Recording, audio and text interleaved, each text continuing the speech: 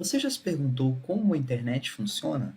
Nessa aula eu quero apresentar para vocês uma ideia generalizada de como ela funciona na prática. Então, quando você se conecta à internet por meio da rede de seu celular, uma rede sem cabos, ou por meio da rede cabeada na sua própria residência, e você, por exemplo, quer acessar um determinado site, seu computador ele fará uma conexão com a internet por meio de um chamado modem roteador. Esse modem roteador ele fará a conexão da sua casa através da rede de cabeamentos que vai te levar até o seu provedor. O seu provedor ele vai ficar responsável por conectar a sua máquina através do chamado backbone. O backbone ele é considerado a espinha dorsal da internet, é o sistema de cabeamentos que conecta computadores em uma grande rede mundial. Por exemplo, o backbone ele fará conexão até ambientes especiais denominados data centers.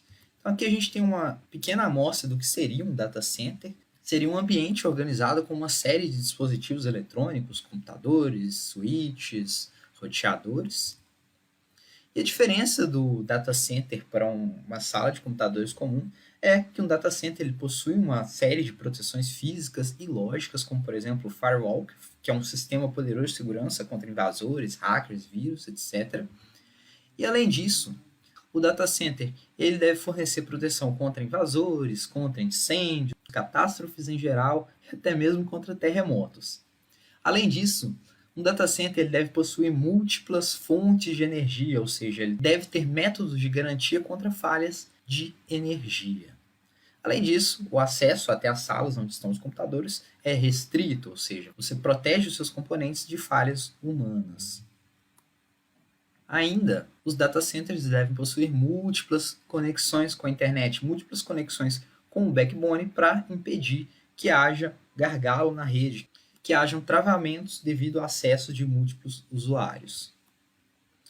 Aqui nós temos uma representação do nosso data center, que também é conhecido como CPD, Centro de Processamento de Dados. Então essa sala ela deve ter condições controladas, deve ter temperaturas controladas para que seja reduzido o desgaste dos seus componentes. E nessa sala nós teremos roteadores, nós teremos supercomputadores, que muitas vezes são conhecidos como servidores. Um servidor ele não seria uma máquina física, ele simplesmente é um computador que fornece algum serviço para usuários remotos, como por exemplo um servidor web vai armazenar páginas de internet. Bom, um data center ele possui conexão com outros data centers que se conectarão a outros data centers pelo país, que se conectarão a outros data centers no mundo, que se conectarão a outros continentes por meio de cabos submarinos. Existem também conexões por satélite, mas essas conexões por satélite elas são um pouco lentas quando comparadas por conexões cabeadas. Bom, e com isso você vai ter a conexão entre vários data centers interligando todo o mundo, que permite que você, por exemplo, armazene o seu site em um servidor nos Estados Unidos e possa acessar isso facilmente através do seu computador, por exemplo, aqui no Brasil.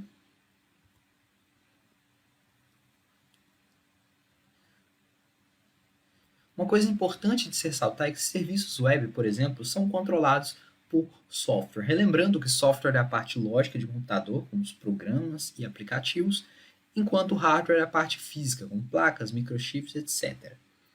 Bom, teoricamente nós então podemos configurar os nossos computadores locais como se fossem servidores, e para isso nós vamos instalar programas para que possamos simular o ambiente de desenvolvimento de páginas. Na prática, coloca-se um site, um servidor para facilitar o acesso de usuários em qualquer lugar do mundo e a qualquer momento. Bom, por fim, eu gostaria de falar sobre como colocar um site na internet. Então, você vai precisar adquirir dois diferentes tipos de produto. Para a gente entender o primeiro deles, eu preciso falar para vocês da relação entre o domínio e um IP. Então, os roteadores que fazem essa conexão entre os diferentes data centers pelo mundo, para que eles possam encontrar onde um determinado site está localizado, ele precisa converter o seu domínio em um endereço de IP.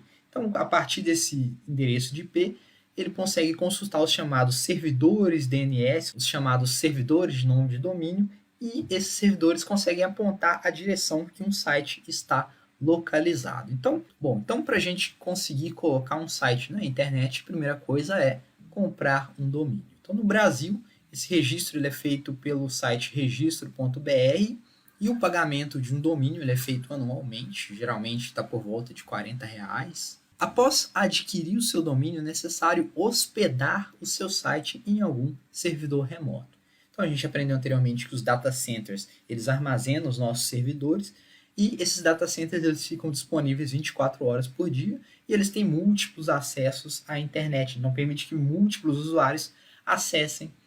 Teoricamente, você poderia hospedar um servidor na sua máquina desde que você tivesse um domínio, um registro de um IP, mas mesmo assim você ficaria à mercê de ter que manter o seu computador ligado o tempo todo e ter uma infraestrutura disponível para que qualquer pessoa no mundo possa acessar a sua máquina. Por isso é recomendado que se hospede o seu site em um servidor remoto. Existem muitas empresas de hospedagem de site e o preço dessa hospedagem pode variar muito. Eu coloquei aqui de 5 a R$ 50, mas esse valor pode variar muito mais. Dependendo dos seus requisitos para o seu site, você pode requisitar um servidor compartilhado ou você pode ter um servidor dedicado, que vai ser um pouco mais caro.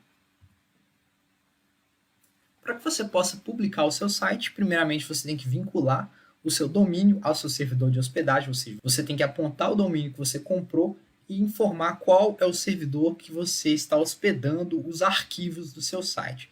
Se você fez o registro por meio de uma empresa de hospedagem, a empresa provavelmente vai fazer isso por você. A seguir, você precisa enviar os seus arquivos para o seu servidor remoto. A gente utiliza muito o protocolo FTP para isso, e uma ferramenta muito utilizada é o chamado FileZilla. Bom, pessoal, então é isso. Essa é uma visão geral de como funciona a internet. Espero que essas dicas tenham sido úteis. Até mais.